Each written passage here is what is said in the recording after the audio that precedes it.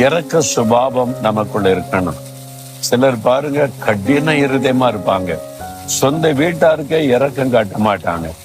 வீட்டிலேயே கடின இருதயத்தோட நடந்து பேசுவது, அடுத்தவங்களை அப்படியே அடிமைத்தனத்தில பயத்தில வைத்திருப்பது, அப்படின்னு ஒரு இரக்க சுபாவம் நமக்குள்ள இருக்கணும். அதே மாதிரி வெளியில போகும்போது தர்மம் எடுக்கிற மக்களை பார்ப்போம், கஷ்டப்படுகிற மக்களை பார்ப்போம். அவங்களுக்கு இறங்கி நம்ம உதவி செய்யணும். ஏன் ஆண்டவர் இரக்கத்தை எதிர்பார்க்கிறார்? நீங்க இரக்க குணமா இருந்தா மற்றவங்களுக்கு உதவி செய்வீங்க.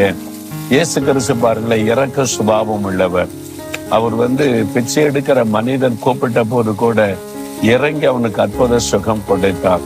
பாவத்திலே பாதிக்கப்பட்ட ஒரு மகளை எல்லாரும் குற்றப்படுத்தினாலும் மற்றவங்க பார்க்கிறபடி பார்க்காதபடி ஆண்டவர் இறங்கி அவருடைய பாவத்தை மன்னித்து ஒரு புதிய வாழ்க்கைக்குள்ளே நடத்தினார்.